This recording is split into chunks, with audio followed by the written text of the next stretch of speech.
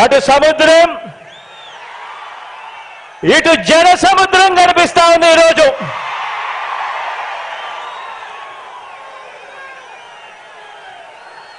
ఇక్కడికి వచ్చిన నా ప్రతి అక్క, నా ప్రతి చెల్లెమ్మలోను, ప్రతి అన్న, ప్రతి తమ్ముడిలోను, ప్రతి సోదరుడిలోను, ప్రతి స్నేహితుడిలోను,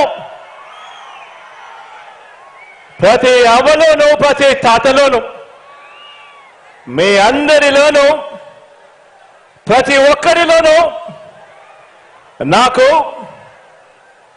కురుక్షేత్ర యుద్ధానికి సిద్ధమైన పాండవ సైన్యం సేనాధిపతులు ఇక్కడే కనిపిస్తా ఉన్నారు. ఈ వేదికలో నుంచి ఇక్కడే చూస్తా ఉంటే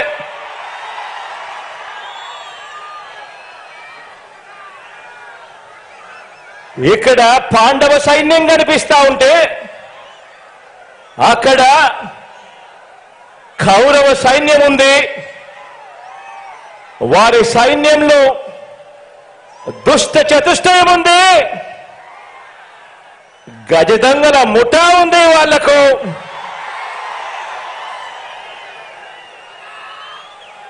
వారి వ్యూహాలలో, వారి కుట్రల్లో, వారి కుతంత్రాలలో, మోసపూరిత వాగ్దానాల్లో, వెన్నుపోట్లు, పొత్తులు, ఎత్తులు, జిత్తుల పద్మవ్యూహం కనిపిస్తా ఉంది అక్కడ. కానీ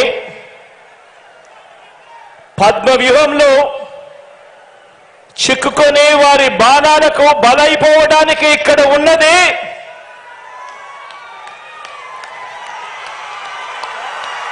అభిమన్యుడు కాదు, ఇక్కడ ఉన్నది అర్జునుడు.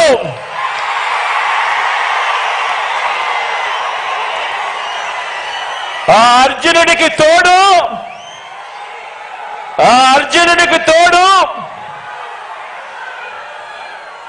ప్రజలు, దేవుడి దయ, ఇక్కడ ఉన్న నా అన్నదమ్ములు, నా అక్క చెల్లెమ్మలందరూ, ఇంతమంది కార్యకర్తలు, ఇంతమంది అన్నదమ్ములు, ఇంతమంది తోడు కృష్ణుడి రూపేణ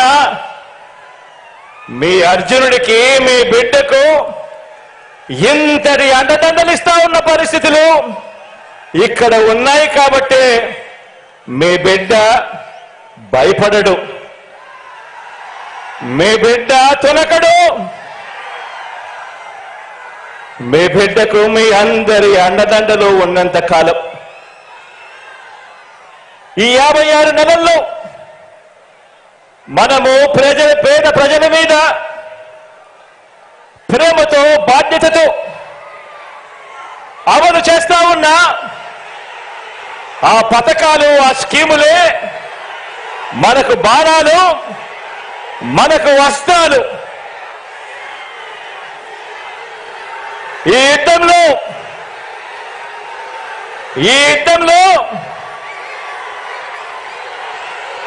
175కు 175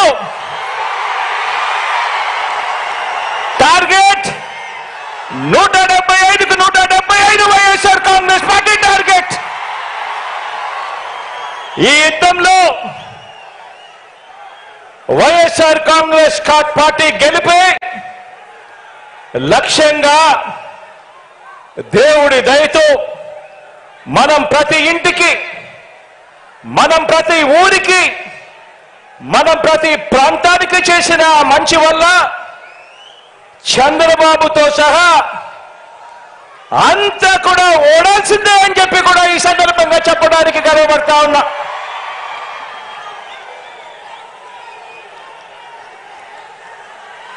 మనకు అంతటి గొప్ప విజయాన్ని అందించే అంశాలేమిటో మీ అందరితో కూడా పంచుకునేందుకు ఇక్కడ ఈ భీముని పట్నంలో ఈరోజు సమావేశమయ్యాం. ఇక్కడ అందరం కూడా ఈ సమావేశం 2024 ఎన్నికల్లో మన పార్టీ జైత్ర యాత్రకు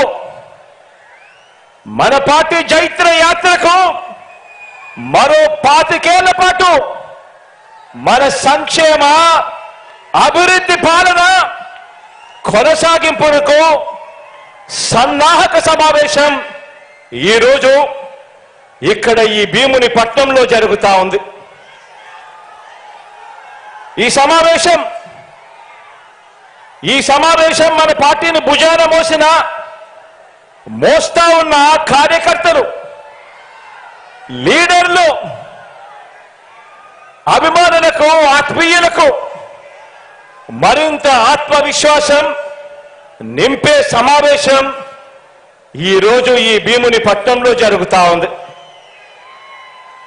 ఈ సమావేశం మేనిఫెస్టో ద్వారా మనం ఇచ్చిన ప్రతి మాట అధికారంలోకి వచ్చిన తరువాత త్రికరణ శుద్ధితో ఆ మేనిఫెస్టోలో చెప్పిన ప్రతి మాటను నెరవేరుస్తూ ఆ మేనిఫెస్టోను ఒక బైబిల్గా, ఆ మేనిఫెస్టోను ఒక భగవద్గీతగా, ఆ మేనిఫెస్టోను ఒక ఖురాన్గా భావిస్తూ ఏకంగా 99% హామీలను నెరవేర్చిన పార్టీగా మీతో నా ఆలోచనలను పంచుకునేందుకే ఈ సమావేశం.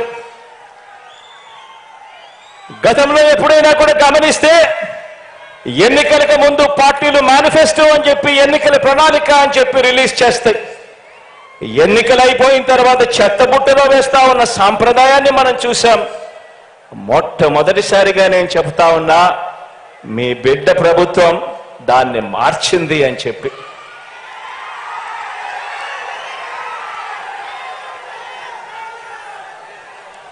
మనం మార్చాము కాబట్టి, ప్రజలకు మనం దగ్గరయ్యాము కాబట్టి ప్రతి ఇంట్లోనూ మీ బిడ్డను, మీ బిడ్డను, మన వైఎస్ఆర్ కాంగ్రెస్ పార్టీని తమ పార్టీగా ప్రజలు భావిస్తా ఉన్నారు. కాబట్టి చంద్రబాబు లాంటి 75 వయసు మళ్ళిన నాయకుడు, ఆ చంద్రబాబు నాయుడు గారు ఒంటరిగా పోటీ చేసే ధైర్యం లేక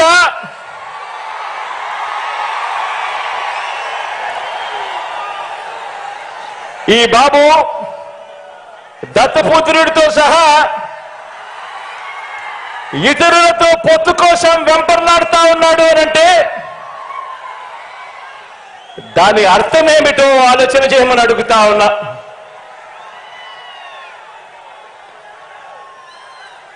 ఈ చంద్రబాబుకు తాను ఫలానా మంచి పని చేశానని కానీ, తాను ఫలానా మంచి స్కీమును తెచ్చానని కానీ చెప్పలేక మళ్ళీ కొత్త వాగ్దానాలతో గారడీ చేయాలని చూస్తున్నాడు అని అంటే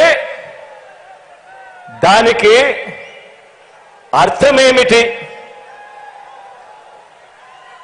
దానికి అర్థమేమిటో తెలుసా?